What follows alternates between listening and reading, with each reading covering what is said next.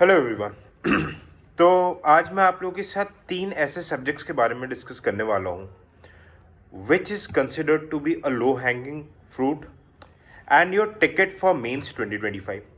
इन 3 subjects को अगर हम प्रॉपर वे में पढ़ें विथ प्रॉपर एनालिसिस एंड ठीक ठाक स्मार्ट वर्क करके, तो हम ये जो साइकिल बना रहता है कि 80 से 85 के मार्क्स को क्रॉस नहीं कर पा रहे हैं, बहुत सारे स्टूडेंट्स ये चीज़ बोलते हैं कि 2-3 क्वेश्चन से 2-3 नंबर से प्रीलिम्स रह जा रहा है, तो कंफर्टेबली लेट्स स्कोर कि हम ऐसा कुछ करते हैं कि भाई 100, 105, 110 नंबर आराम से हम लैंड कर सकें।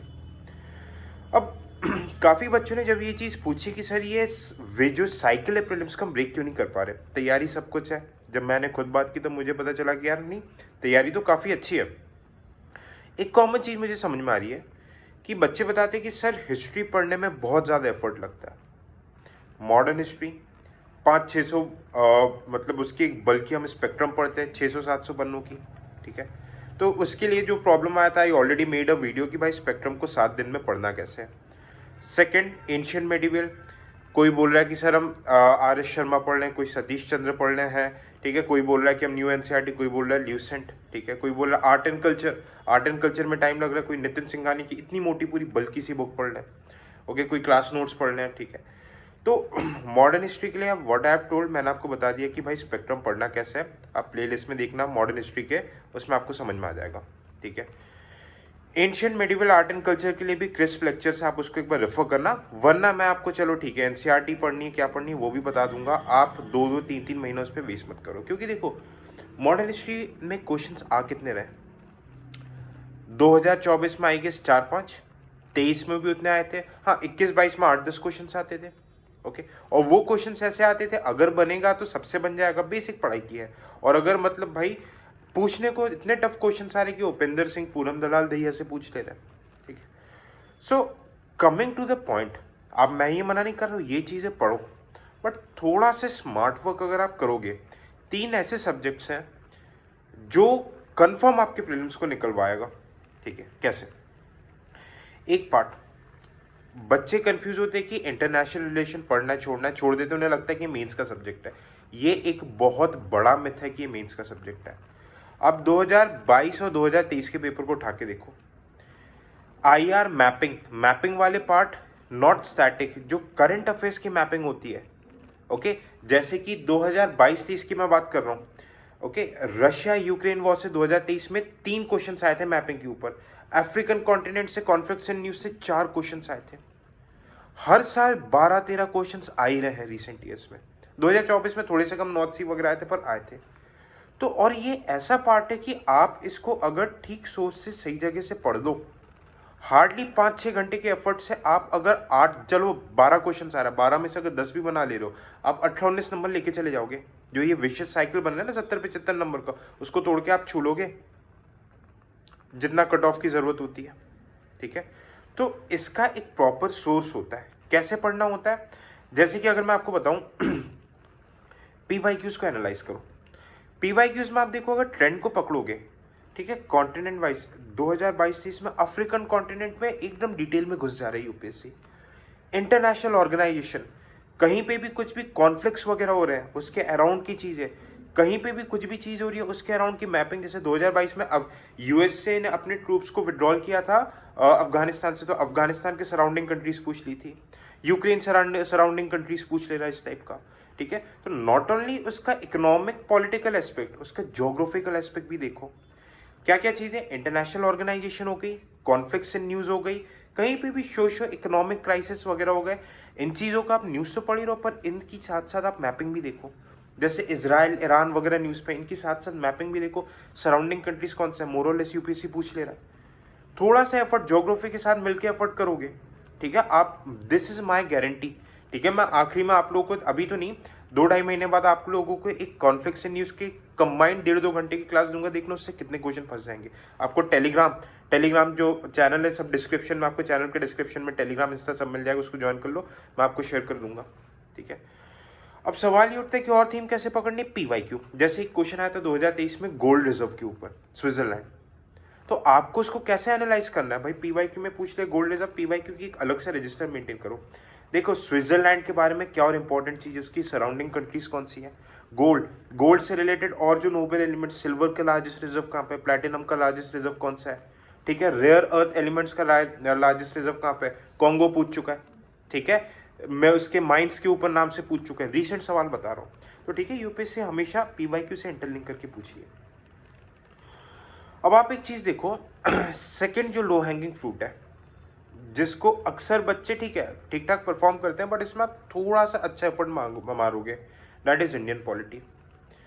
इंडियन पॉलिटी, लोग जितनी भी गाली बक दे कि भाई लक्ष्मीकांत से क्वेश्चन नहीं आ रहा है, मैं आपको डायरेक्ट प्रूफ के साथ, जैसे मॉडर्न हिस्ट्री में मैंने आपको दिखाए थे, ठीक है, करंट अफेयर्स के मैंने आपको एक वीडियो बनाया था, प्रूफ के साथ दिखाया था कि विजन से कैसे क्वेश्चन आ जाते हैं। I am not promoting vision, vision से मेरा कोई लेना देना नहीं है, डायरेक्ट क्वेश्चन से लक्ष्मीकांत से भी 70 to 75% क्वेश्चन आते हैं, और बाकी ऐसे क्वेश्चन रहते हैं जो आप कॉमन सेंस से कर लोगे, ठीक है। 80% क्वेश्चन पॉलिटी के आपके अराउंड 20 के अराउंड क्वेश्चन आते हैं, 10 से 12 आपके प्लेसेस इन न्यूज़, पॉलिटी के 20 क्वेश्चन, अप्रॉक्सीमेटली 30 से 32 क्वेश्चन इधर हो गए, ठीक है। पॉलिटी खास बात क्या, आप हिस्ट्री इतना मतलब फैला हुआ है, बाकी साइंस एंड टेक इतना फैला हुआ है, पॉलिटी एक बुक के अंदर से, उस बुक आप जो भी सोर्स पढ़ लो, उस पॉलिटी उस सोर्स के अंदर से क्वेश्चंस आते हैं। सो व्हाई नॉट उस सोर्स को एक एक वर्ड को अच्छे से कर लो। This is what smart work is called. Similarly अगर मैं बात करूं थर्ड डोमेन, लोगों को क्या लगता है कि एनवायरमेंट है बहुत टफ सब्जेक्ट है, ठीक है, ज्योग्राफी बहुत टफ सब्जेक्ट है। आप ज्योग्राफी एनवायरमेंट पे लाके 25 से 30 क्वेश्चंस रहते हैं, जिसमें से 70% डुएबल रहते हैं, ठीक है। अब मैं बता रहा हूँ कैसे। आप जहाँ पे भी कोचिंग की सारी चीज़ें पढ़ लो, जो कुछ भी कर रहे हो, ठीक है, आप उसमें एक चीज़ देखना कि ज्योग्राफी, ठीक है, जैसे ओशनोग्राफी, जियोमॉर्फोलॉजी, क्लाइमेटोलॉजी, अगर आपके बेसिक्स मतलब सही है, 2023 और 24 का सवाल देखना, आपसे क्वेश्चन बनेगा ही। ओशन सैलिनिटी, ठीक है, आपका पी वेव्स, एस वेव्स, ये जो क्वेश्चन आते हैं वो बनती हैं, सीधा 11th क्लास के एनसीईआरटी से चीज़ें कवर होती है। नहीं अगर मतलब दिक्कत हो रही, जस्ट वॉच द लेक्चर्स यार, I have provided the lectures, मैं पूरी प्लेलिस्ट एक एक करके, एटलीस्ट फिजिकल ज्योग्राफी तो मैं कंप्लीट कर रहा हूँ, आप उसमें लेक्चर 1 L1 L2 से देखो, प्लेट टेक्टोनिक वगैरह, फिर देखो कैसे क्वेश्चंस नहीं बन रहे। तो उसी के साथ आप कॉन्सोनेशन में एनवायरनमेंट को पढ़ो। Environment is very very predictable, trust me, environment is very predictable. अब एनवायरनमेंट को कैसे पढ़ना है, क्या करना है, उसके ऊपर मैं डिटेल में एक सेशन बताऊंगा, ठीक है।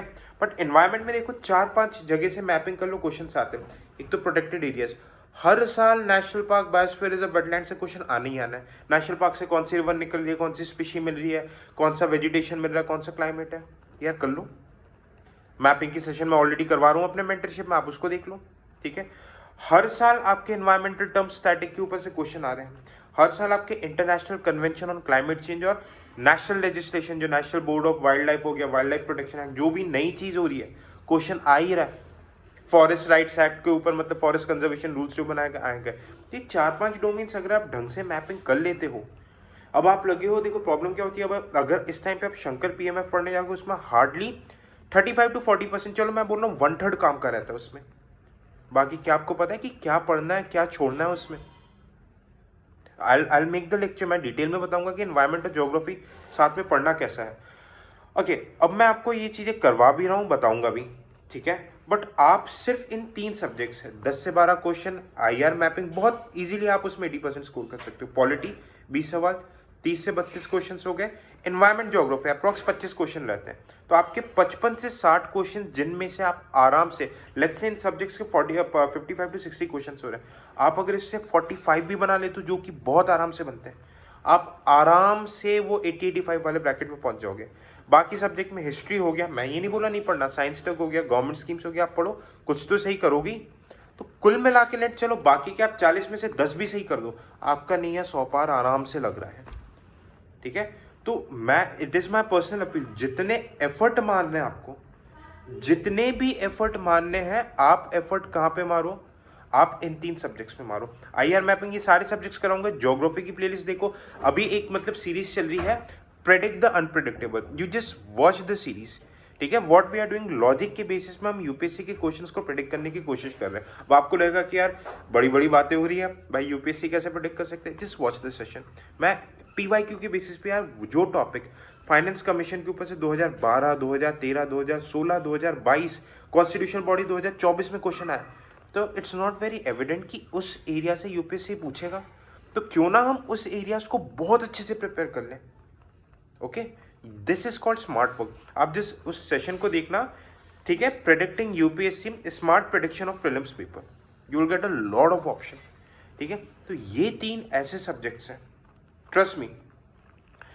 हर बार मैंने तीनों बार, मतलब देखो पहले बीच में मेरा 22 में मतलब एक बार प्रीलिम्स 5 अटेम्प्ट में से एक बार प्रीलिम्स से निकले, एक बार सीसैट रुका, बाकी हर बार ये स्ट्रैटेजी मुझे हेल्प की ही की है। और हर बार मतलब यार बहुत अच्छे मार्जिन से मैं कंफर्टेबली प्रीलिम्स निकालता। इट्स नॉट लाइक दैट कि भाई आप जो पढ़ते हो मैं भी वही पढ़ता हूँ, सब वही पढ़ते हैं। बस थोड़ा सा हमें क्या पढ़ना है वो तो ज़रूरी है, बट उससे ज़्यादा ज़रूरी है हमें क्या छोड़ना है। ये चीज़ अगर समझ में आ गई, ट्रस्ट मी, आपका तोड़ नहीं है इस एग्ज़ाम में।